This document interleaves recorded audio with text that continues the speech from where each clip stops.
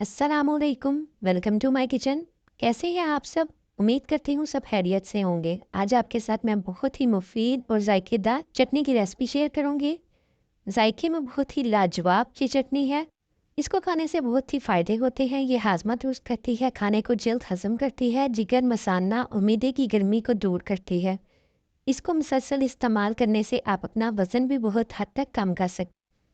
अगर आप इसको दोपहर के खाने के साथ इस्तेमाल करेंगे तो ये बहुत ही मुफीद है। ये इतनी जायकेदार होती है कि अगर आप इसको एक दफ़ा खा लेंगे तो आप सालन खाना छोड़ देंगे। तो चलिए रेसिपी स्टार्ट करते हैं। हाफ गट्ठी धनिए की ली है, उसे साफ़ कर लिया है। एक गट्ठी पुदीने की लेंगे और उसे भी साफ़ करके रख लेंगे। इसके अलावा एक छोटा सा प्याज, टमाटर, 3 लहसुन के जोए और 4 हरी मिर्चें। हरी मिर्चें आप अपने टेस्ट के मुताबिक कम या ज़्यादा कर सकते हैं, जितना आपको तीखा पसंद है। टमाटर को हाफ कर लेंगे और इसमें जो बीज है वो निकाल देंगे। इसके अलावा एक मूली लेंगे। वैसे तो सीज़न है, मूली मीठी ही होती है, लेकिन आप टेस्ट कर लें। चटनी बनाते हुए मूली हमेशा मीठी ही लेनी है। यहाँ पे मैंने बीज निकाल लिए हैं। प्याज और टमाटर को काट लेंगे। अब एक ब्लेंडर लेंगे और उसमें प्याज, हरी मिर्चें, लहसुन, धनिया और पुदीना धो के शामिल कर देंगे। तमाम चीज़ें डालने के बाद बिल्कुल थोड़ा सा पानी शामिल करेंगे। बिल्कुल थोड़ा सा करना है कि ये चीज़ें ब्लेंड हो जाएं। इसके बाद एक बाउल लेंगे और उसमें ये डाल देंगे। बहुत अच्छे से चटनी ब्लेंड हो चुकी है। अब सेकंड स्टेप की तरफ आते हैं। मूली को छील लेंगे और छोटे छोटे पीसीस में कट करके ब्लेंडर में डाल देंगे और ब्लेंड कर लेंगे। ब्लेंड करने के बाद इसे चटनी में शामिल करेंगे। और ये देखिए, इसे मैंने ठीक से ब्लेंड नहीं किया, बल्कि इसमें छोटे छोटे चंक्स रहने दिए हैं। ये चटनी में बहुत अच्छा टेस्ट देते हैं। मैंने इसमें नमक वगैरह कुछ भी शामिल नहीं किया। 1 टीस्पून नमक शामिल करेंगे और इसे अच्छे से मिक्स कर लेंगे।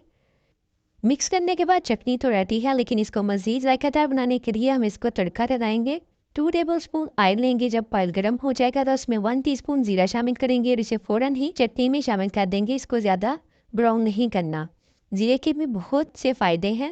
वेट कम करने के लिए भी इसको इस्तेमाल किया जाता है।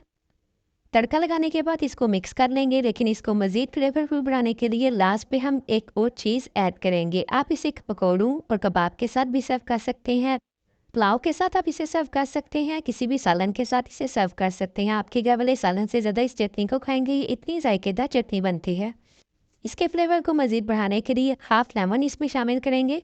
अच्छी तरह इसको मिक्स कर लेंगे। मज़ेदार और जायकेदार चटनी तैयार है। अगर आपको मेरी आज की वीडियो अच्छी लगी हो तो थम्स अप करें। सेकंड रेसिपी जो मैं आपके साथ शेयर करने जा रही हूँ, टमाटर की चटनी की रेसिपी है। वायरल रेसिपी है। इसके लिए हमें चाहिए 5 से 6 अदद लहसुन के जोए, 3 टमाटर, 1 स्मॉल साइज प्याज, 3 हरी मिर्चें और थोड़ा सा धनिया। लहसुन को चॉप कर लें या कश कर लें।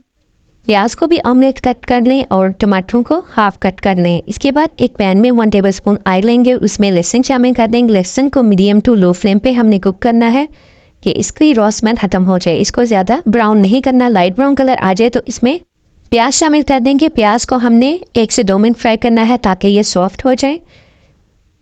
प्याज को 1 से 2 मिनट से ज़्यादा हमने कुक नहीं करना है। इसके बाद टमाटर हाफ कट करके वो शामिल करेंगे। टमाटर इस तरह शामिल करने हैं कि स्किन वाली साइड ऊपर रहे। टमाटर शामिल करने के बाद इसे 3 से 4 मिनट के लिए कवर कर देंगे ताकि टमाटर नरम हो जाएं। 3 से 4 मिनट गुजरने के बाद यहाँ पे टमाटर नरम हो चुके हैं। ये इनकी स्किन रिमूव कर देंगे। ये देखिए, बहुत ही आसानी के साथ इसकी स्किन रिमूव हो रही है। फिर इसकी हम साइड चेंज कर देंगे और फिर से 3 से 4 मिनट के लिए कवर कर देंगे ताकि ये आसानी के साथ मैश हो जाए। यहाँ पे 3 से 4 मिनट गुजर चुके हैं। टमाटर बहुत अच्छे से नरम पड़ चुके हैं। ये देखिए, बहुत आसानी के साथ मैश हो रहे हैं। इसके बाद इसमें धनिया शामिल करेंगे। हरी मिर्चें कट करके वो शामिल करेंगे और इसके बाद आंच बंद कर देंगे। हाफ टी स्पून नमक, 1/4 टीस्पून दादर मिर्च और 1/4 टीस्पून धनिया पाउडर शामिल करके अच्छे से मिक्स कर लेंगे और इसे किसी कटोरी में निकाल लेंगे। इसके बाद इसमें 1 table spoon lemon juice add करेंगे।